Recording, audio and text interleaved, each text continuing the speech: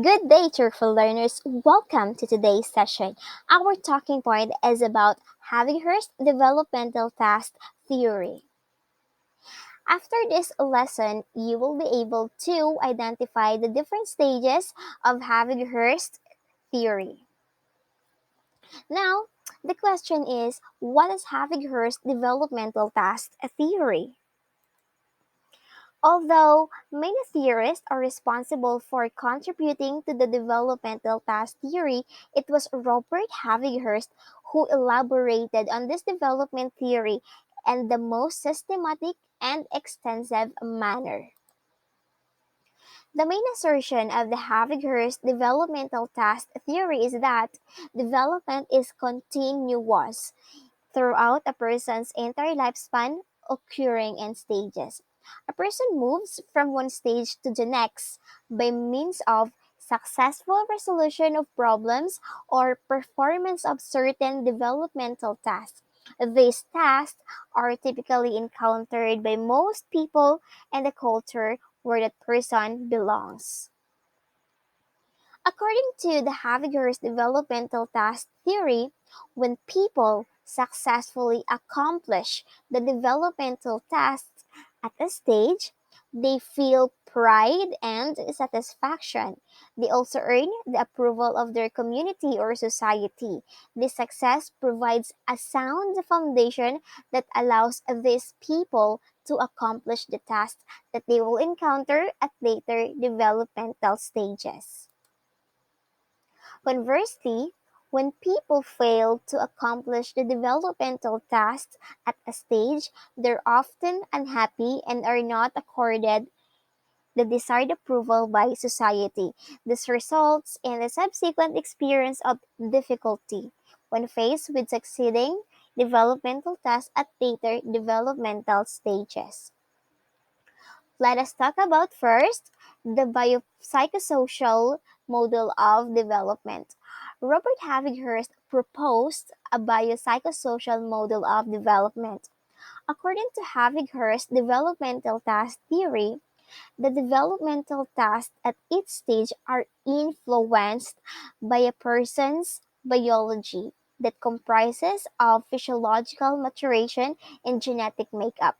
Another one is his or her psychology that includes personal values and goals, as well as his or her sociology, specific culture to which the individual belongs.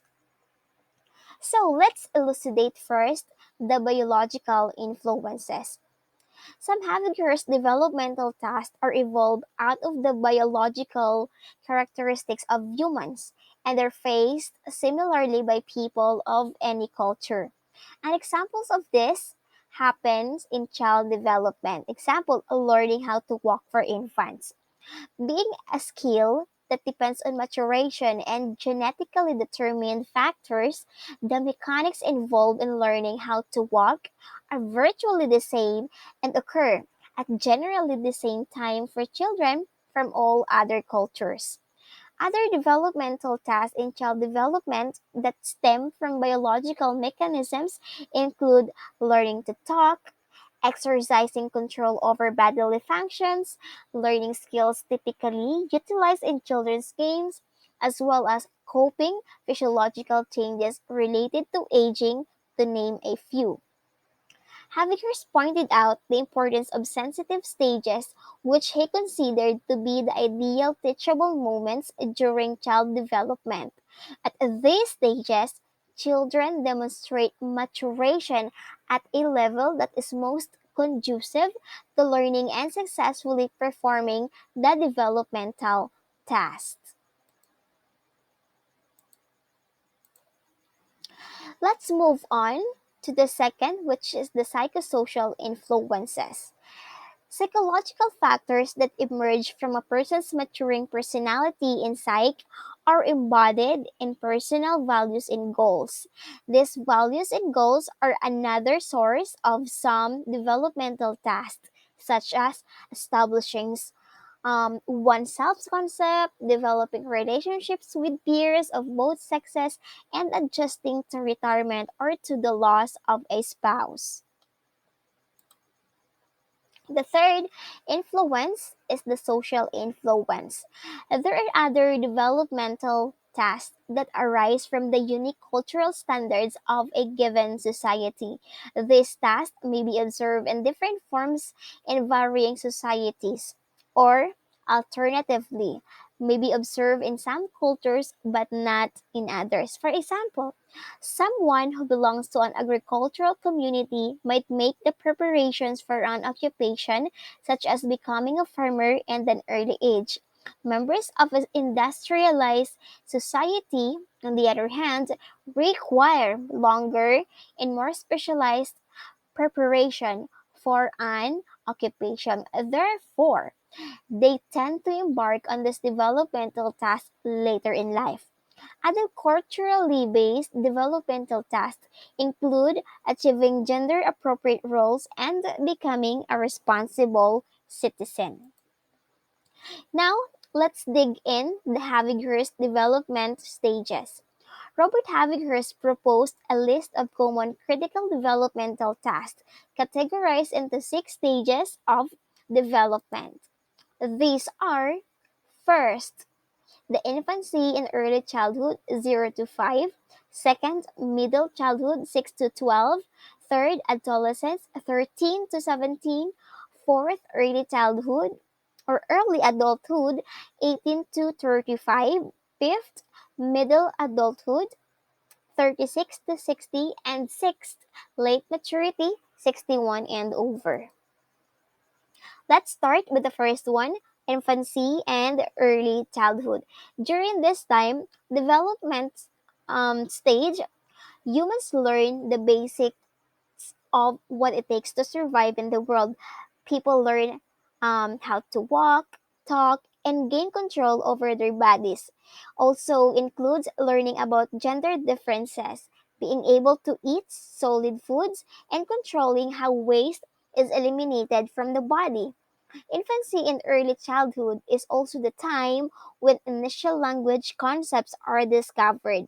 Children at this stage begin to realize their physical reality and can describe basic social concepts, such as friendship.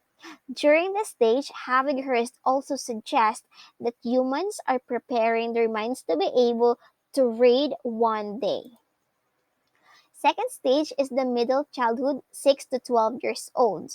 During this development stage, children begin to learn basic physical skills. This can be used for playing games, vocational skills, or social interactions.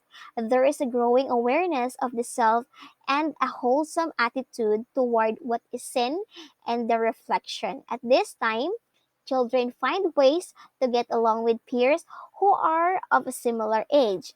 They begin learning gender based roles in the society and refine the skills needed for reading, writing, and basic mathematics. There is a development of the concepts needed for dialing living activities, personal independence, and attitudes toward different social groups or institutions. This development stage is also where humans begin to develop their sense of morality, their value scales, and their conscience. Third, the adolescent stage. This stage typically lasts from age 13 to 17. At this stage, people seek to create relationships that have a mature quality to them. Gender based roles for the society are achieved, and there is a gradual acceptance of one's personal psyche and how to use it to their advantage. An emotional independence from the family is achieved as well. So during this development stage, there is a movement toward planning out the aspects of one's life. A priority is set on defining what will be desired in a future companion, which may include marriage. Family life becomes a priority on a group level instead of on individualized level. Preparing for a career is part of this stage as well. Individuals will set ethical values for themselves to guide their behavior and create an ideology that can lead them toward their goals. The overall mission of this stage is to discover, desire, and then achieve behaviors that would be considered socially responsible. Fourth is the early adulthood. This stage typically lasts from age 18 to 35. This is the stage of development that is commonly referred to as a settling down. A mate will be selected and people learn to live with their desired partner. A family may be started and raising children becomes a priority. The focus of this stage is ultimately to create and then manage a loving home environment. And there will also be an emphasis on furthering one's career while looking for volunteer, civic, or political responsibilities.